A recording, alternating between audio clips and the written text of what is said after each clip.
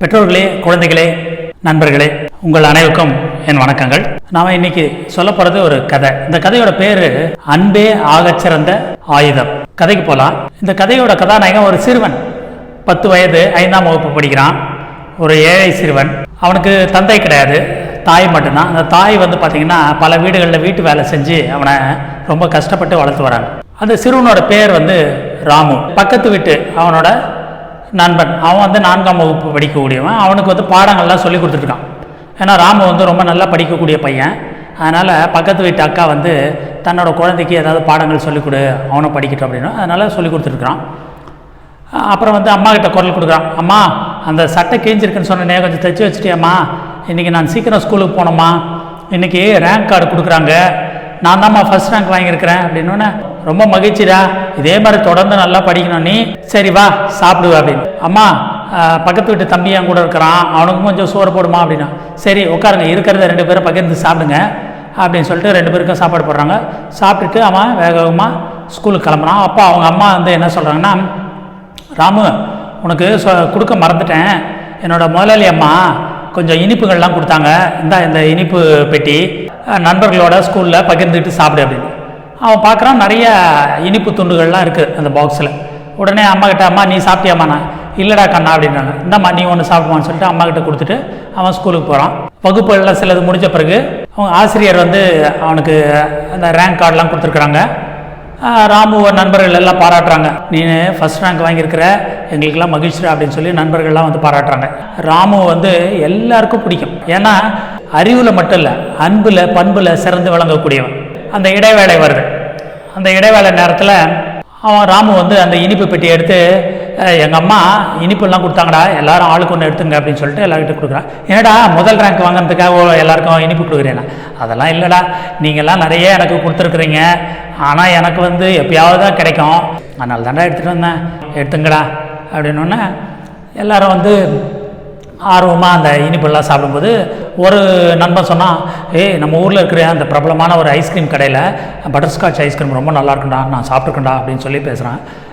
சில நண்பர்களும், அம்மாம்மா எங்கள் அப்பா கூட கூப்பிட்டு போயிருக்காரு, நாங்களாம் கூட சாப்பிட்ருக்கோம், ரொம்ப நல்லா இருக்கணும்.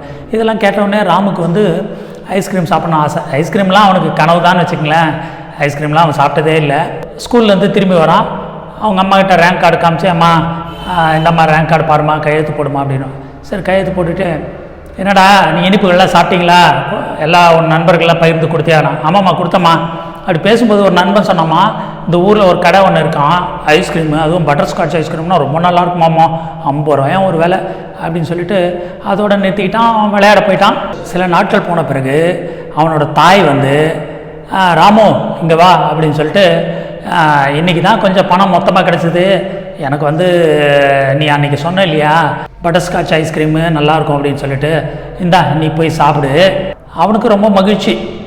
சரின்னு சொல்லிட்டு காசை வாங்கிட்டு 50 ரூபாயை பாக்கெட்டில் வச்சுட்டு ஓடுறான் அந்த கடைக்கு. அவன் உள்ள நுழைஞ்சோடனே அவனோட உடைகளே தெரிவிச்சிருது அவன் ஒரு ஏழை சிறுவன் அப்படின்ட்டு.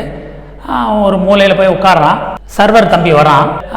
தம்பி என்ன சாப்பிட்றீங்க அப்படின்னு கேட்குறான். உடனே, அண்ணா பட்டர்ஸ்காட்ச் ஐஸ்கிரீம் இங்கே ரொம்ப நல்லாயிருக்குமா, என்னோட நண்பர்கள்லாம் சொன்னாங்க, எனக்கு கூட பட்டர்ஸ்காட்ச் ஐஸ்கிரீம் சாப்பிடணும் ஆசை, எவ்வளோ நான் காசு அப்படின்னு. 50 ரூபாப்பா அப்படின்னு. 50 ரூபாயா அப்படி கேட்ட உடனே சட்டுன்னு ராமுக்கு முகம் மாறுது. அப்புறமா, ஏன்னா இதை விட கொஞ்சம் விலை கம்மியாக இருந்தால் ஏதாவது ஐஸ்கிரீம் இருக்காண்ணா? வெண்ணிலா ஐஸ்கிரீம் இருக்குது, 40 ரூபாப்பா அப்படின்னு. அப்படியாண்ணா, சரி எனக்கு 40 ரூபா ஐஸ்கிரீமே கொடுங்க, நான் இன்னொரு நாள் பட்டர்ஸ்காட்ச் ஐஸ்கிரீம் சாப்பிட்றேன் அப்படின்னு சொல்கிறான். அந்த சர்வருக்கு திகைப்பு. ஒருவேளை அந்த குழந்தைகிட்ட 40 ரூபா தான் இருக்குது போல இருக்குது அப்படின்னு அவன் மெதுவாக போயிட்டு முதலாளி கிட்ட சொல்கிறான். முதலாளி அந்த குழந்தை முதல்ல ஆசையாக நம்ம கடை ஃபேமஸ் பட்டர்ஸ்காட்ச் ஐஸ்கிரீம் பற்றி கேட்டான். அப்புறமா காசை கேட்டுட்டு அவன் எனக்கு வெண்ணிலா ஐஸ்கிரீமே போதும்னுட்டான்.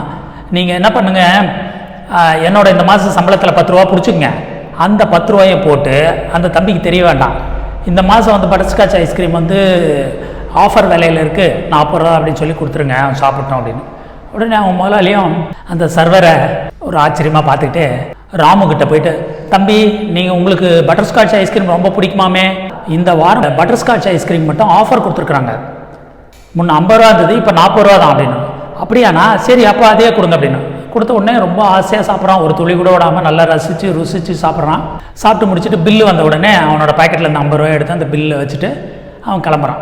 இந்த சர்வர் போய் அந்த பில்லு பார்த்தவன், காசு எடுத்தவன் ஆச்சரியப்படுறான். ஏன்னா நம்ம 40 ரூபா தானே பில் வச்சோம், 50 ரூபா வச்சுருக்கானே அப்படின்னு சொல்லிட்டு அவன் முதலாளிகிட்ட ஓடுறான்.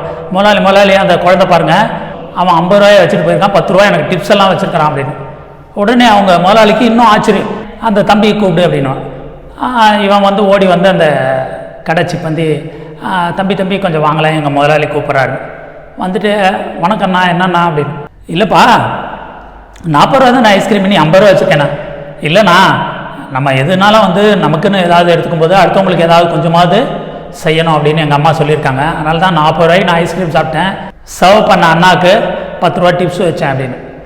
உடனே அவனுக்கு ஆச்சரியம், தம்பி நீ வந்து உயர்ந்த பண்புகளை கொண்டவனாக இருக்க, உன்னோட தாயை நான் பார்க்க முடியுமா அப்படின்னு. இங்கே பக்கத்தில் தான் நான் இருக்கேன், நான் நாளைக்கு கூப்பிட்டு வரேன் அப்படின்னு சொல்கிறான். மறுநாள் அவனோட தாயை அழைச்சிட்டு வரான். அந்த அம்மாவும் பயந்துட்டு, ஐயா என்னோட மகன் ஏதாவது தவறாக நடந்துக்கிட்டானா அப்படின்னு வந்து கேட்குறாங்க.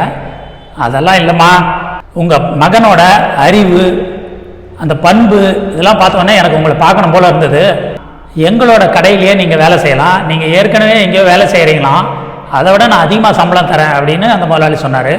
உடனே அந்த அம்மா, ஐயா என்னை மன்னிச்சுக்குங்க, நான் ஒரு 3 வீட்டில் வந்து வீட்டு வேலைகள்லாம் செய்துட்டு வரேன். அந்த வீட்டில் இருக்கிறவங்கலாம் பார்த்தீங்கன்னா முதலாளி அம்மாங்க வயசானவங்க, அவங்களால எந்த வேலையும் செய்துக்க முடியாது, நான் போய் அவங்களுக்கு எல்லாம் செய்யணும். அதனால் வந்து நீங்கள் சம்பளம் அதிகமாக கொடுத்தாலும் என்னால் வர முடியாது, அவங்களுக்கு என்னோட உதவி ரொம்ப ரொம்ப அவசியம் அப்படின்னு அந்த அம்மா சொல்கிறாங்க. அதை பார்த்த உடனே அந்த கடைக்காரருக்கு இன்னும் ஆச்சரியமாக போச்சு. அம்மா நீங்கள் ஏழையாக இருந்தால் கூட காசு கிடைக்கிதுன்னா உடனே வேலையை மாற்றிக்கிறேன்னு சொல்லாமல் அந்த பெரியவர்களுக்கு நான் உதவி பண்ணணும் அப்படின்னு சொன்னீங்களே, அதுவே எனக்கு ரொம்ப மகிழ்ச்சி. ஆனால் இன்னொரு விஷயம் மட்டும் உங்கள்கிட்ட நான் வேண்டுகோளாக கேட்குறேன், நீங்கள் வந்து இதை மறுக்கக்கூடாது. ராமுவோட படிப்பு செலவுக்கு நான் வந்து உதவி பண்ணணும்னு நினைக்கிறேன், இந்த மாதிரி பிள்ளைகளுக்கு உதவி செய்கிறது என்னோட பாக்கியமாக நான் நினைக்கிறேன் அப்படின்னு அந்த முதலாளி சொல்கிறாரு. இதோட அந்த கதை முடியுது. இப்போ பாருங்க, ராமு வந்து ஏழை, பணத்தில் ஏழை, ஆனால் அறிவில், அன்பில், பண்பில் பணக்காரன். படிப்பில் முதல் மதிப்பெண் வாங்குறான், அடுத்த வீட்டு குழந்தைக்கு பாடம் சொல்லித்தரான், அம்மாவுக்கு உதவியாக இருக்கிறான்.